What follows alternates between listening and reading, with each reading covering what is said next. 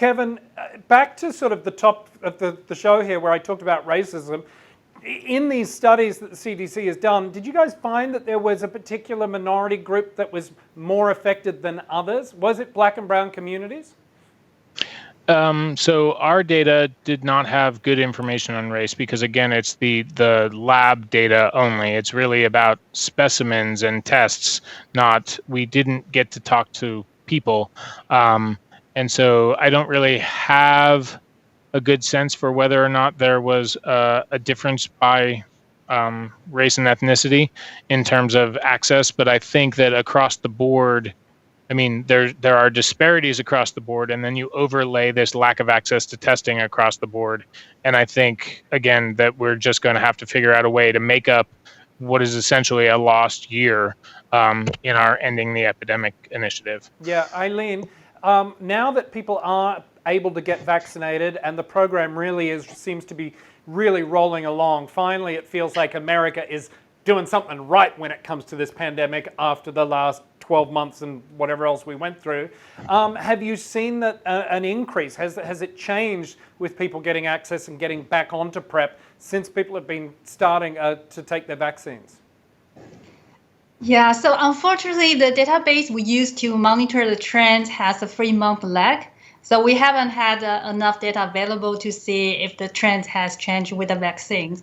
But we do know that until December last year, the trends in PrEP prescription has not yet resumed to the pre-COVID level. We definitely will continue to monitor trends when there are more recent data become available. And Eileen, I've had conversations with your colleagues there at the CDC about PrEP. Something that fascinated me is I thought that PrEP was just for gay men. That's not necessarily the case, is it? And can you put that out there and reaffirm to people that if you are concerned about HIV, this is a good option of prevention, whether you're gay, straight, bi, whatever you are, right? Yes, absolutely. So PrEP is a very safe, effective prevention method. So it's a once-a-day pill.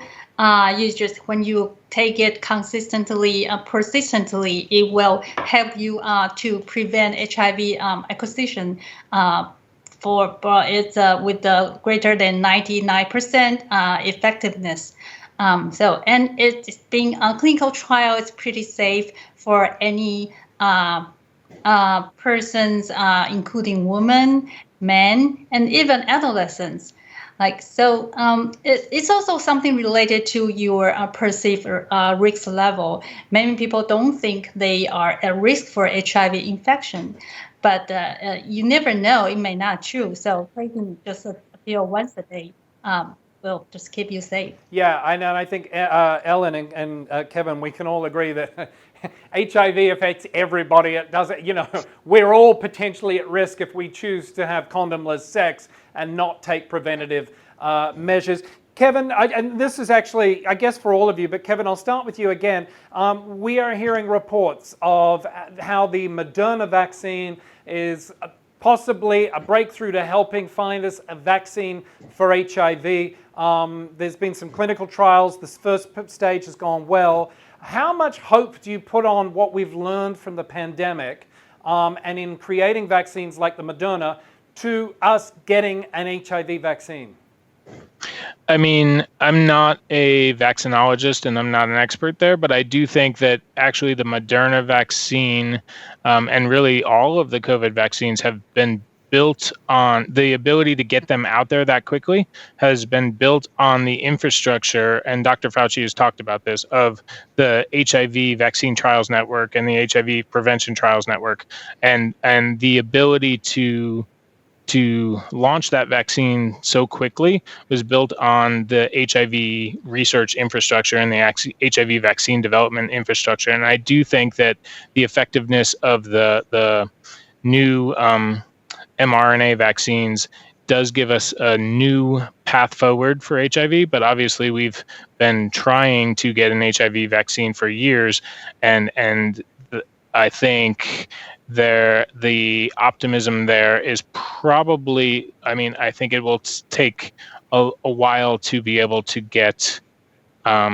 an HIV vaccine from this because we've been working on an HIV vaccine for so long. So I wouldn't necessarily say that it's a light at the end of the tunnel because we have the HIV vaccine trials network infrastructure that we were able to leverage that to produce COVID vaccines so quickly. And one other point that I would make about this is that the other thing that has popped up because of COVID is we have, I think, 30 different COVID tests that have been approved in the last year, and they're all testing for virus. Most of them are PCR tests, and they can give results similar to an HIV viral load in 15 minutes from a small sample. And so I think that what we've learned from the development of new diagnostics for COVID is also going to help us for HIV going forward. So much to cover, so much to talk about. Unfortunately, that's all we've got time for. Kevin Delaney, Ellen Tedaldi, and Eileen Huang, thank you so much, and thank you. Now, if you want more information about today's episode or any Plus Talk episodes, check out the website, pluslifemedia.com. And remember, you can follow us across social media. We are at Plus Life Media. Until next time, wash your hands, wear a mask, stay safe. See you soon.